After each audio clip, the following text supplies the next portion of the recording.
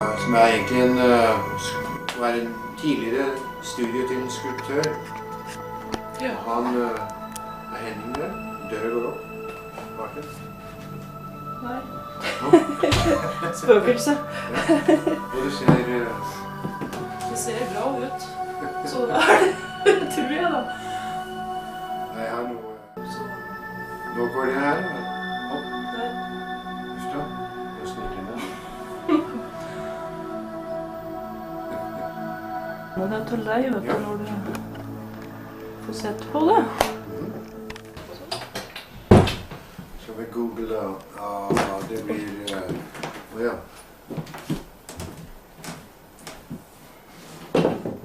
Ja. Det er et program jeg bruker. Ja. Det er rart du har det her, altså. Det er jo... Se det. Jeg har aldri brukt det, så det... Det er hans store problem ofte. Det blir ikke sånn ofte. Skulle du inn på... Nei, hvor er det bak sveisen her? Er det... Nei. Det er send. Du skal ha det vekk. Ja. Det er... Da må du... Det er den linja du skal ta vekk. Ja. Står der. Ja. Nei, ja, du tar den der. Og der.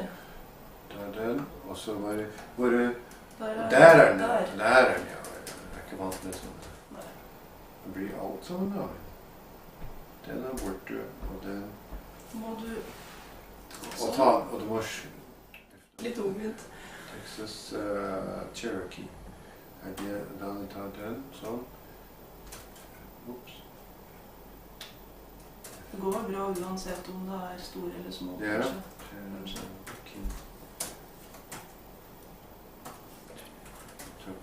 Sånn. Den har jeg hørt, tror jeg, den sendte den. Å, han gjør det? Ja, den synes jeg var kjempefin.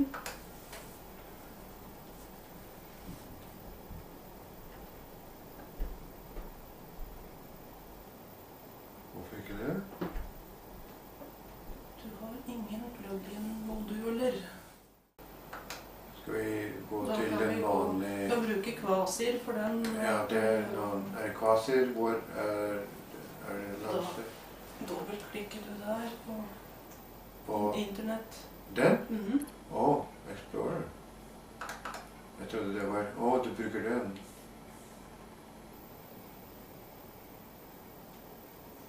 Sånn.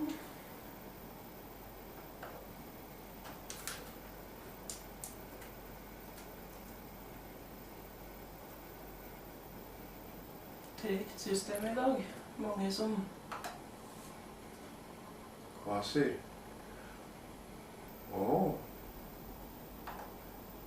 Er det norsk? Også, ja, vi kan søke på verden nå. Var det Texas? Texas Cherokee. Texas Cherokee.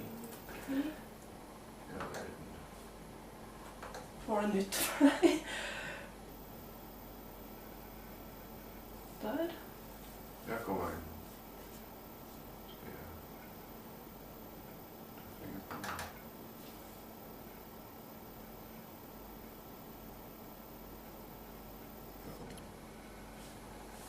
Ja.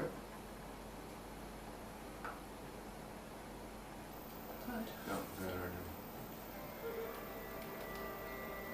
Ja, Peter var sinna for han ikke fikk spille fløyte på den der. Ja.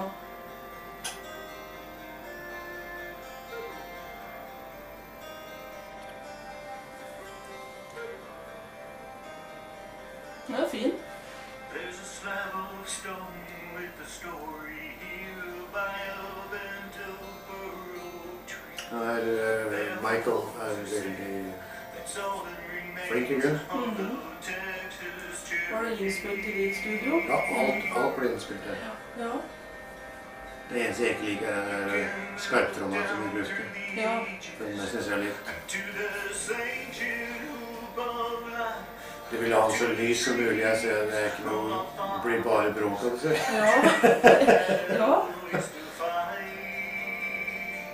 Men han lagde sin egen... Den tromma som kom inn nå.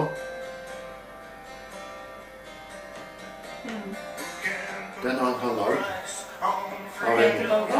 Nei, Michael. Ja.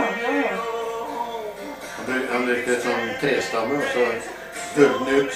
Den tok ut innsiden, så er det bare det runde trestammen, liksom, bare på barken var, og alt det her. Så lagde den skinn ovenpå og under. Ja. Jeg har lagd med sånn hydrankrone, sånn det...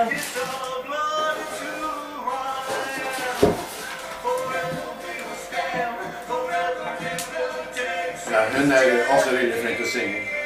Ja. La skien i bløt og Ja. ordne det selv. Den er fin. Ja, fint. Ja. Du lagde den også? Ganske fin lyd. Ja.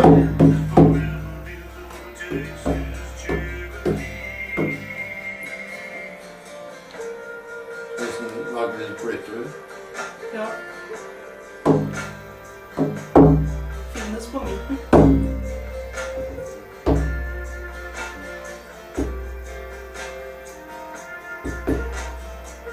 Den er fin. Ja.